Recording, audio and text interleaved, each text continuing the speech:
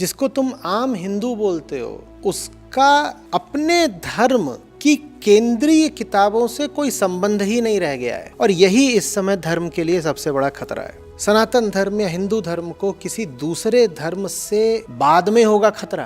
पहला खतरा उससे हिंदुओं से ही है, क्योंकि जिसको आप हिंदू बोलते हो वो नाम का हिंदू है। उससे पूछो तू कैसे है हिंदू, तो उसके पास बस एक बात होगी बोलने के लिए, मेरे माँ बाप हिंदू हैं तो मैं भी हिंदू हूँ। बोलो हिंदू होने का मतलब क्या है, तो बोलेगा होली दिवाली मना लेना, राखी बांध लेना, ये हिंदू होने का मतलब है। धर्म है, धर्म के पीछे दर्शन होता है, कोई बात होती है, कोई जीवन दृष्टि होती है। वो क्या है तेरी, जिसको तू हिंदू धर्म बोलता है, उसकी दृष्टि क्या है, दर्शन क्या है, तो वो नहीं बता पाएगा, उसे पता ही नहीं। अभी कहा सनातन धर्म, फिर कहा हिंदू धर्म, उसी को वैदिक धर्म भी बोलते हो। ये कौन सा वैदिक धर्म है जिसका पालन करने वालों के घरों में वेद पाए ही नहीं जाते?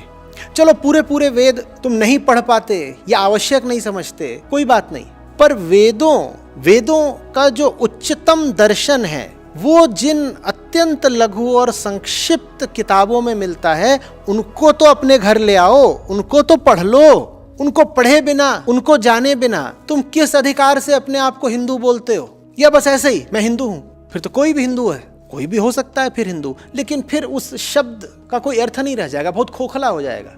उदाहरण के लिए आप अगर कहते हो कि मैं वैज्ञानिक हूं, तो इसका मतलब आपको विज्ञान पता है। और कोई पहचान बताओ अपनी, आप कहते हो आप खिलाड़ी हो, तो इसका मतलब आपको खेलना आता है, कोई विशेष बात है जो आपको पता है। वैसे ही जब आप कहते हो मैं हिंदू हूं, तो मुझे बताओ आपको क्या पता है। और ये तो छोड़ दो कि उपनिषद नहीं पढ़े हैं आम हिंदू ने, अब तो हालत ये है कि जो पीढ़ी निकल के आ रही है, इसे रामायण महाभारत का भी कुछ पता नहीं। रामायण महाभारत का महत्व तो उपनिषदों जितना नहीं हो सकता, उनमें संस्कृति ज्यादा है, दर्शन कम है, लेकिन संस्कृति की भी अपनी कुछ महत्ता है। तो आजकल के तो छोटे बच्चे हैं, उनको रामायण महाभारत भी नहीं पता, उपनिषद कहाँ से पता होंगे?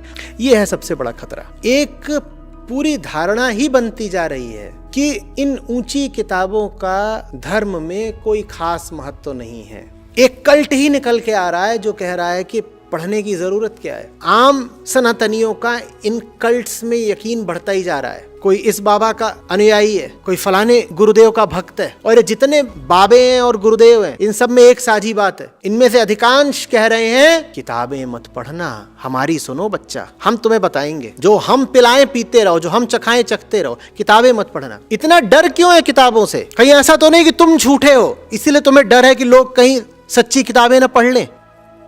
पर अनादर, गीता के प्रति अनादर, सब ग्रंथों के प्रति अनादर, और ये अनादर फैलाने में सबसे आगे हैं आजकल के जितने व्यवसायी और पेशेवर गुरु लोग हैं, क्योंकि इनका धंधा चलेगा नहीं अगर तुम्हें गीता समझ में आ गई। इतना बता ही देता हूं, ये सिर्फ उस दिन तक चल सकते हैं जिस दिन तक तुम कृष्ण से दूर हो। जिस दिन तुमको कृष्ण और अष्टावक्र समझ में आने लग गए, गुरु महाराज का धंधा तुरंत बंद हो जाएगा, क्योंकि तुम्हें दिख जाएगा कि गुरु महाराज एक नंबर के ठग हैं। होली दिवाली मनाने से या हिंदू नाम रख लेने से तुम हिंदू नहीं हो जाते। कुछ जानोगे, कुछ लिखोगे, कुछ पढ़ोगे।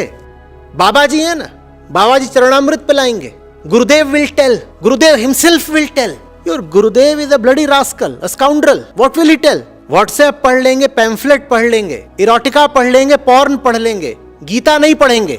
घर घर में संतों की वाणी होनी चाहिए, कबीर साखी ग्रंथ होना चाहिए, उपनिषद संग्रह होने चाहिए, श्रीमद् भगवत गीता होनी चाहिए, अष्टावक्र गीता होनी चाहिए। तुमसे कोई नहीं कह रहा है कि तुम अंधा अनुकरण करो इन ग्रंथों का, पर कम से कम पढ़ो तो सही, वरना समझाओ कि पढ़ने में तुम्हें क्या आपत्ति है। नहीं पढ़ेंगे ही नहीं।